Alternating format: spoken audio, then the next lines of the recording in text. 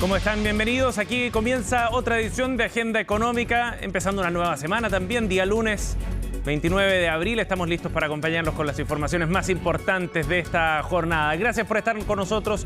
Estos son nuestros titulares de los temas que revisaremos hoy en estos 30 minutos de informaciones, partiendo por el catastro que ha hecho la Asociación de Hidrógeno Verde en Chile, que publica hoy día el Diario Financiero y que muestra cómo va tomando forma esta industria. Ya hay 67 proyectos que están anunciados a nivel nacional y hay de esos 8 que ya están en marcha, de distinta envergadura, por cierto, pero muy interesante porque le da una dimensión a una industria que promete muchísimo en nuestro país, que podría tener un potencial incluso, dicen desde el Estado, tan grande como el de la industria minera en términos de tamaño y de lo que puede generar en la economía nacional.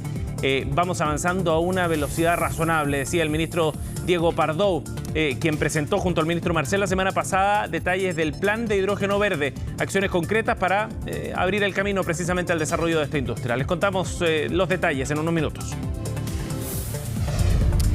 Y por otro lado, también en contraste con el avance de un sector en específico, si uno ve el conjunto de la cartera de inversión en nuestro país, bueno, se ven algunas demoras bien relevantes. De hecho, la mayor cantidad de inversión en la etapa de evaluación ambiental se registró en el último catastro que hizo la Cámara Chilena de la Construcción, la mayor cantidad de inversión en 10 años. Inversión que, de acuerdo al gremio, está demorada precisamente por estas instancias de evaluación ambiental. Son más de 60.000 millones de dólares los que están detenidos, pues están sometidos precisamente a estos procesos. El tema es que se está demorando mucho más de lo habitual este proceso de evaluación ambiental y este ha sido uno de los puntos claves que ha abordado también el gobierno a través de 2 reformas que están en el Congreso que buscan precisamente destrabar esta inversión. Ya les contamos más sobre los detalles de lo que publicó hoy día el Diario Mercurio. Y por otra parte, a propósito de la discusión sobre salario mínimo que abrió la CUT hace algunos días, que busca escalarlo a 630.000 pesos, bueno, una información bien relevante muestra cómo el Estado ha ido generando apoyos para las pequeñas y medianas empresas en orden a ir aumentando precisamente el salario mínimo. Ya son más de 230.000 millones de pesos los que destina el Estado solamente para apoyar a las pequeñas y medianas empresas en esta materia, de tal forma de ir escalando el ingreso básico. Ya les contamos más también sobre estos antecedentes.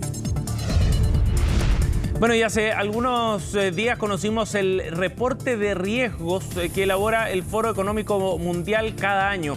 Es un documento ineludible para hacer una proyección del ecosistema de negocios y del ambiente a nivel global y acá en Chile, por supuesto, también en materia de riesgos. ¿Cuáles son los horizontes que se proyectan y cómo se prevé este año 2024 después de un par de años bien turbulentos? El foco ahora, de acuerdo a estas proyecciones que hacen expertos y líderes ejecutivos a nivel global y que recoge este informe, está puesto sobre todo en la desinformación a nivel internacional como un factor crítico por los efectos que tiene a nivel político y social, sin contar por supuesto que hay un telón de fondo que tiene que ver con las crisis ambiental que se está viviendo a nivel mundial y también otras de carácter geopolítico. Vamos a conversar sobre este reporte muy interesante y cuáles son los riesgos que se prevén para Chile en particular en este año en la entrevista de hoy aquí en Agenda Económica. Y vamos a revisar también los números del día. Vemos qué está pasando en los mercados internacionales. Atención con lo que pasa con el cobre a nivel internacional. Ya les contamos de eso, pero partamos con las bolsas, donde se registran números mixtos. En el caso de Europa, en terreno negativo, el índice ponderado del Eurostoxx 0,22%, mientras que Londres está subiendo hasta ahora 0,49%, mientras que en Asia, más temprano, ya cerraron las bolsas, hubo una alza bien importante en la bolsa de Shanghái, superior al 1,1%, y en Hang Seng de Hong Kong, 0,54%. Es lo que está ocurriendo a esta hora de la mañana, entonces, en las transacciones bursátiles del hemisferio norte. Veamos también qué es lo que ocurrió en el mercado local al cierre de la semana, y ya les contábamos que hay que poner atención al cobre, porque está subiendo con bastante fuerza a esta hora, 4,62 el valor de la libra de metal, $4.62 la libra, y está llegando a un nuevo registro máximo de este año 2024. Están niveles de los más altos que no veíamos en 2 años, el metal rojo. Buena noticia para la economía nacional.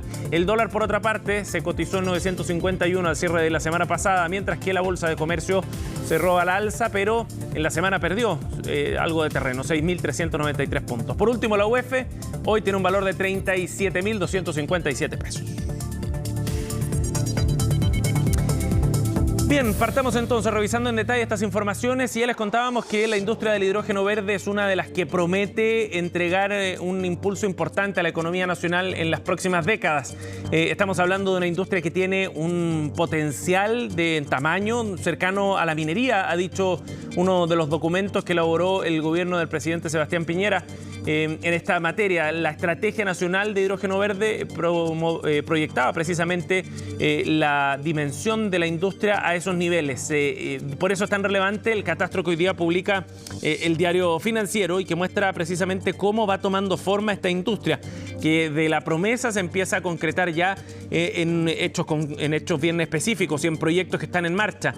Ya son 67 proyectos los que se han anunciado a nivel nacional, que están en distintas etapas, desde la idea hasta aquellos que están más avanzados, y 8 de ellos ya están en marcha, de acuerdo a lo que plantea este reporte elaborado por la Asociación de Hidrógeno Verde de Chile, que reúne a los principales actores que están interesados en entrar a este negocio. A los 7 desarrollos que están en etapa de tramitación en el Servicio de Evaluación de Impacto Ambiental, o a la espera de iniciar obras, hay otros que van a entrar en ese mismo proceso durante este año, serían 2 más para completar así esa cartera. Es un proceso que es lento en cierto sentido, porque es una industria nueva que está comenzando, que requiere también de cierto marco regulatorio y de condiciones de infraestructura también para poder ir avanzando, pero el Estado ha mostrado y ha dado señales bien claras de querer empujar precisamente el desarrollo de esta industria por el rol que puede tener en la transición energética que se vive a nivel global y las ventajas comparativas que tiene Chile también para poder desarrollar esta industria. Entre ellos, por supuesto, el acceso a energía limpia a costos muy bajos es uno de los factores claves para explicar el desarrollo. Son antecedentes interesantes también pensando que la semana pasada el ministro de Energía, Diego Pardo, y el ministro de Hacienda, Mario Marcel, juntos entregaron al presidente Gabriel Boric el plan de acción con medidas específicas que va a empujar el gobierno para ir avanzando en el desarrollo de esta industria, para facilitar y allanar el camino al desarrollo de nuevos proyectos. Respecto a la ubicación de estas iniciativas, de acuerdo a este catastro, el foco de crecimiento se concentra en Antofagasta, donde hay 26 proyectos, y en Magallanes, donde hay otros 19 proyectos en cartera. Con empresas enormes que están detrás de estos proyectos, algunas empresas mineras, energéticas a nivel internacional, empresas también automotoras y otras vinculadas a combustibles. Pero no solo en esas regiones se están desarrollando, también hay otros 6 proyectos en cartera en la región metropolitana, otros 4 en Valparaíso y el Biobío, además de otros 3 en la región de Aysén.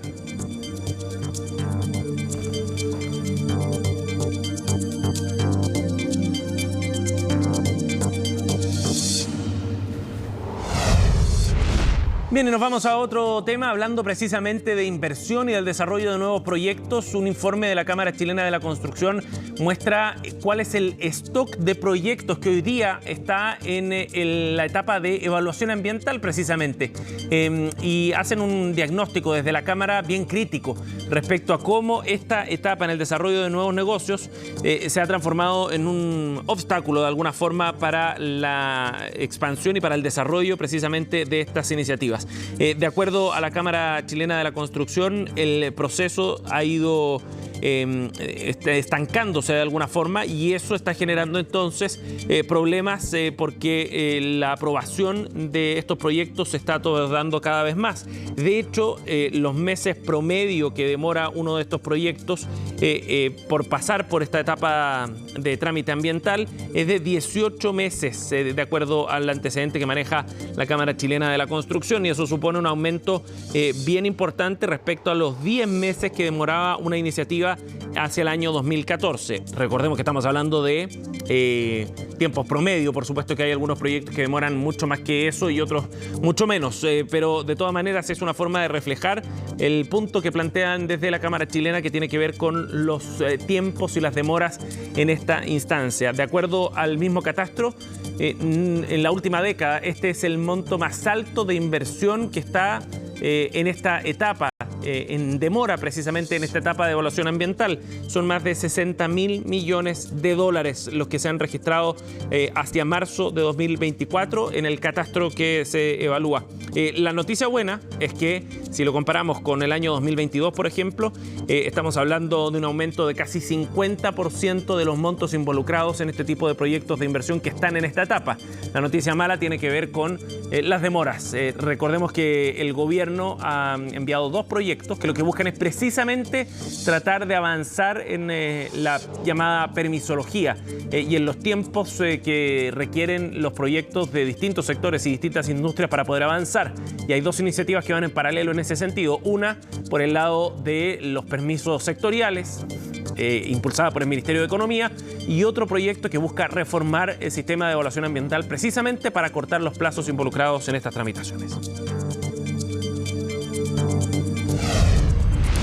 Bueno, y vamos a ir a otro tema. Les contábamos que en el marco de la discusión que trata de abrir la Central Unitaria de Trabajadores respecto al salario mínimo en nuestro país, un interesante antecedente del Observatorio de Contexto Económico de la Universidad de Diego Portales dimensiona cuál es el rol del Estado en el pago del salario mínimo, justo cuando estamos ya a puertas de que el salario llegue a 500.000 pesos y cuando la CUT ha planteado la necesidad de elevarlo a 630.000 pesos. Este dato del observatorio muestra cómo el Estado está destinando más de 230.000 millones de pesos directamente al pago de este salario mínimo a través de un subsidio que se entrega a las pequeñas y medianas empresas para que puedan pagar precisamente este monto base.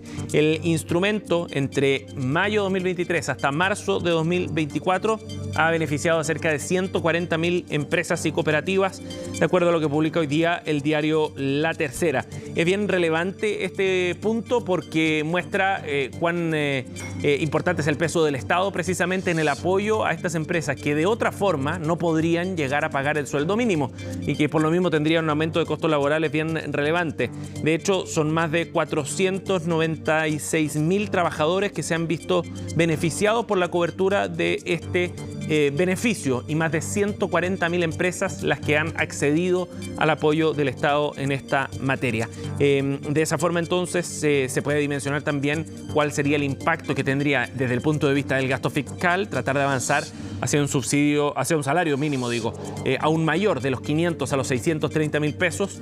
Significaría también un desembolso del Estado muy relevante para que estas empresas efectivamente pudieran llegar a cumplir un piso como ese. De todas maneras, lo que ha planteado la CUT ha sido rápidamente rechazado por distintos gremios empresariales, tanto de grandes como de pequeñas y medianas empresas. Bueno, vamos a ir a otro tema para hablar de lo que está ocurriendo en el mundo del comercio electrónico, que ha ido tomando fuerza de manera muy rápida, sobre todo después del efecto que generó la pandemia y de los cambios de hábito de los consumidores. Bien digo, si durante el primer trimestre ya se había visto un aumento en el comercio en la región metropolitana, eso también se replica de hecho en las ventas online, que podrían subir en torno a un 8% según los datos gremiales. Pedro Vicuña reportó el tema. Esta semana se celebró la 16ª edición del E-Commerce Day, una instancia que se realiza en 16 países a lo largo del mundo. Tras muy buenos resultados en 2021 en Chile, el comercio digital vio una caída en sus números, algo que ya estaría quedando atrás. Venimos saliendo un par de años muy difíciles después del fuerte crecimiento que tuvimos en época de pandemia. Eso pasa a través de toda la economía y lo que estamos viendo hoy día es que ya aparecen los primeros síntomas de primero equilibrio y luego crecimiento. El sector que cayó el año pasado ahora empezó a crecer durante enero, febrero. En marzo esperamos que se ratifiquen esas cifras y la proyección para este año está en torno al 8%. Ese 8% de alza en el año está muy en línea con el comercio físico, dado que entre enero y marzo las ventas del sector minorista subieron casi 10% en la capital. Si bien las ventas tendrían mejoras, un desafío para el sector es generar más empleos formales. Hoy día las cifras de empleo todavía siguen siendo preocupantes, pero por lo menos se han ido equilibrando. Las tasas de interés han estado bajando, aún falta un trecho, la inflación ha estado disminuyendo. Este es un segmento que tiene mucha innovación, mucho cambio. Hoy día hablamos mucho, por ejemplo, de la inteligencia artificial, de los chatbots, de la robótica, de la automatización.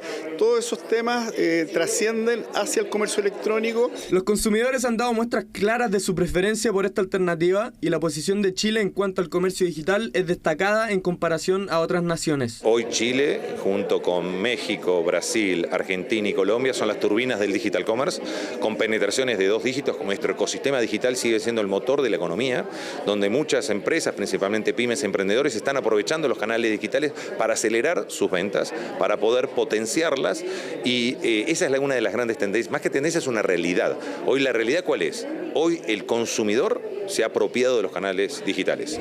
Desde el gremio esperan que tras 2 años de caída en su desempeño, la actividad online vuelva a ver tasas de crecimiento de 2 dígitos hacia el año 2025, tal como ocurrió en el año 2021.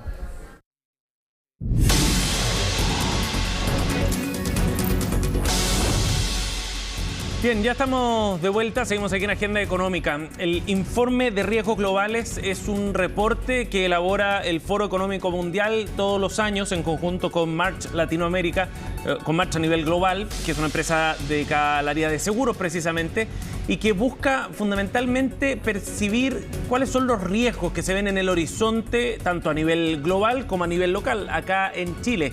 Es un informe muy exhaustivo que contempla la visión de más de 1.500 expertos a nivel internacional, la percepción de más de 11.000 altos ejecutivos y que nos permite avisorar cuáles son los desafíos más importantes que tiene el mundo y nuestro país, por cierto, también a nivel local. Vamos a conversar de este tema junto a Siegfried King, vicepresidente de Desarrollo de Negocios de March Latinoamérica. Gracias por estar con nosotros. Bienvenido. Gracias, Sebastián. Encantado. Siegfried, cuéntanos un poco del contexto. Este es un reporte súper interesante, es como una hoja de ruta, digamos, y un documento, yo creo, ineludible para cualquier industria a nivel mundial, para cualquier área de negocio. Pero cuéntanos del contexto del reporte.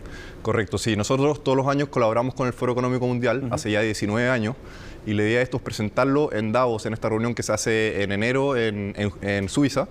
Y justamente ahí se están reuniendo los grandes líderes a nivel global, de los gobiernos, de las empresas, y quieren tener esta hoja de ruta, entender bien cuáles son estas macro tendencias, estos macro temas que tienen que empezar a trabajar en el año que se viene. Claro, porque son muy relevantes para la toma de decisiones al final de cada negocio, ¿no? De cada industria. Exactamente. Y nosotros digamos que parte importante de lo que nosotros hacemos es corretaje de seguros, pero no muchos riesgos son transferibles al mercado seguro. Hay muchos riesgos que tienes que mitigar. Vamos a ver en lo que aparece en el reporte, hay muchas cosas que no van a aparecer nunca en una póliza de seguro, pero sí la sociedad, las empresas, las personas tienen que aprender a convivir con estos riesgos y de alguna manera a gestionarlos. Claro. De hecho, el principal riesgo que se percibe en el corto plazo, a 2 años, de acuerdo al informe global, es el de la desinformación. Bien novedoso ese tema y muestra algunas luces también del mundo en el que estamos viviendo hoy día, los desafíos que tienen las empresas. Cuéntanos un poco sobre ese hallazgo de este informe. Sí, absolutamente. La desinformación obviamente hoy en día está retroalimentada fuertemente con inteligencia artificial, con un montón de tecnologías que están haciendo más fácil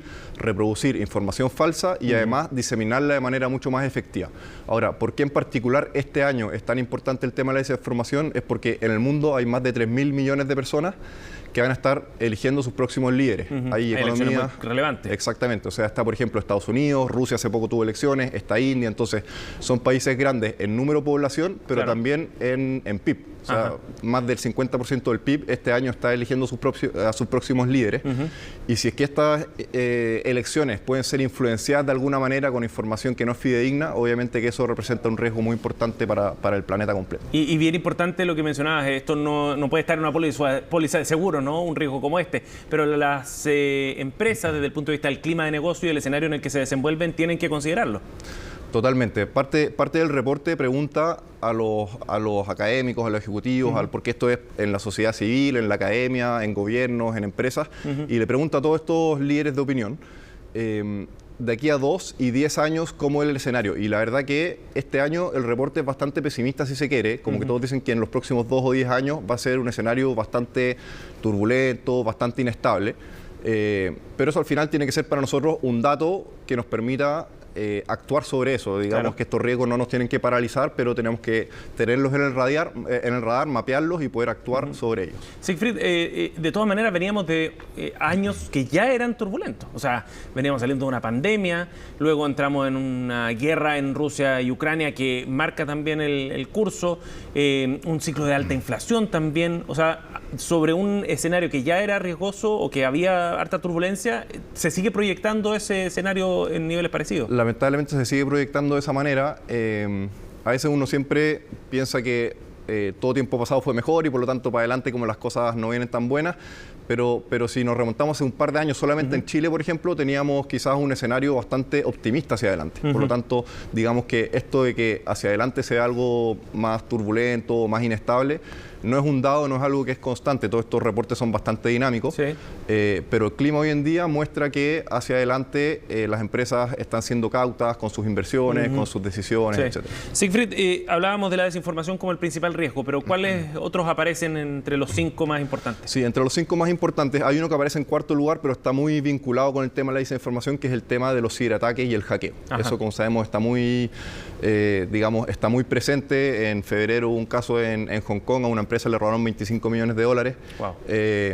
Y básicamente lo que ocurrió ahí es que el presidente del banco llamó a un empleado un viernes en la tarde, solamente que nunca fue el presidente del banco, era un video deepfake, que son estas tecnologías que permiten suplantar a personas. Claro. Y máxima autoridad del banco le ordenó al empleado hacer una transferencia, pero una transferencia fraudulenta, porque al otro lado realmente no era el jefe, sino que era un video falso. Claro, y que da cuenta de los riesgos. Exactamente. Porque cada vez más sofisticada la tecnología. Exactamente. También. Sí. Pero aparte de temas tecnológicos, hay temas de polarización social. Por ejemplo, en Chile lo vivimos mucho. Este reporte todos los años se hace en septiembre. Entonces, si pensamos todavía el año pasado, venía la discusión con las constituciones, con digamos, donde se vio mucha polarización, pero esto también es bastante evidente en otros lugares. En Estados Unidos este año se va a venir la elección Trump-Biden de nuevo, claro.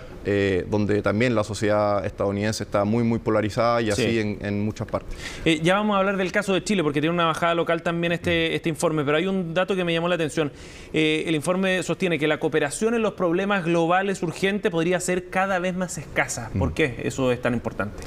Sí, es fundamental porque grandes desafíos como los que estamos enfrentando requieren de que todos nos pongamos de acuerdo y que todos de alguna manera podamos colaborar. Pensemos en cambio climático, ¿no es cierto?, y crisis ambiental, que en el corto plazo quizás aparece un poco desplazado en este ranking, pero el ranking también mira 10 años y hace 10 años vemos que el cambio climático, pérdida de biodiversidad, la falta de adaptación y mitigación ante estos desafíos ambientales van a ser grandes temas en la agenda. Ahora, un poco esta es mi percepción, siempre el tema ambiental, sabemos que es un tema súper importante y siempre lo mapeamos a 10 años, como que lo vamos un poco pateando, claro. Porque aparecen estos temas más urgentes de quizás actividad económica, el año pasado era la inflación, desinformación, pero la crisis climática ambiental es algo que sin duda que en algún momento también vamos a tener que enfrentar. Bueno, el informe también dedica un espacio al análisis local. ¿Qué pasa acá en Chile? ¿Cómo se ven las proyecciones de riesgo acá a nivel local? Sí, acá en Chile, bueno, el número uno fue caída de actividad económica. De nuevo, este fue un reporte en septiembre, entonces si nos acordamos a finales del año pasado, el escenario quizás era mucho menos auspicioso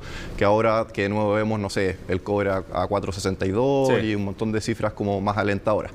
La inflación aparecía top 5, que llama la atención. El año pasado fue top 1. Obviamente el año pasado estábamos en un contexto doble dígito. Muy distinto. Este año es bastante más sencillo.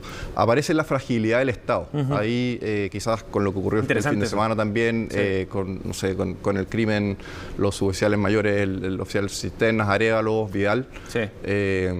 Tremendo lo que ocurre. Y eso también, digamos que esto es un síntoma de esa fragilidad del Estado, quizás de poder realmente impartir las leyes, el tema seguridad, aparece el tema de migración acá. También. Y ahí también, no sé, me gustaría ser cuidadoso porque digamos que todos estos temas, este reporte es de riesgo y por lo tanto a veces la connotación es un poco negativa. No olvidemos que todas las cosas tienen lados positivos y negativos. El tema de inteligencia artificial representa un riesgo, pero también va a tener, digamos, muchos beneficios para la sociedad. El tema migratorio lo mismo, o sea, hay muchos migrantes que prosperan y aportan a los países. Pero el riesgo que se detecta acá en Chile pareciera ir como en la clave más política, ¿no? Político, económico, social. Yo creo que, digamos, lo que pasa es que el año pasado este reporte también acuñó un término que se llama policrisis, y es porque todas estas cosas están muy interconectadas, son muy interdependientes. Entonces, pensemos, no sé, un evento climático en Centroamérica puede generar de que esas personas tengan que emigrar porque ya no tienen condiciones de poder seguir viviendo en ese lugar. Claro. Esa migración va a poder también traer distintas opiniones políticas en los países que reciben a estas personas, de qué hacer con esos migrantes, cómo recibirlos, no recibirlos, etcétera. A su vez puede ser, digamos, afectado por desinformación. Por lo tanto, de alguna manera todos los temas se empiezan a vincular. Y por eso se acuñó este término de policrisis. En el pasado quizás las crisis venían como de a una y era quizás más fácil, venía, no sé, la guerra del Golfo, un par de años después venía la crisis asiática, y ahora de alguna manera como que todo viene junto y se exacerba. Sí, y eso hace mucho más complejo y desafiante el escenario también. Siegfried, gracias por haber venido. El informe está disponible, ¿no? Disponible, sí, se puede bajar gratis, así que... Para quienes quieran indagar más en este tema. Totalmente. Gracias por haber venido al estudio. Mucho gusto, gracias. 8:31, así cerramos Agenda Económica. Gracias por acompañarnos. En minutos partimos Noticias Express con las informaciones del día.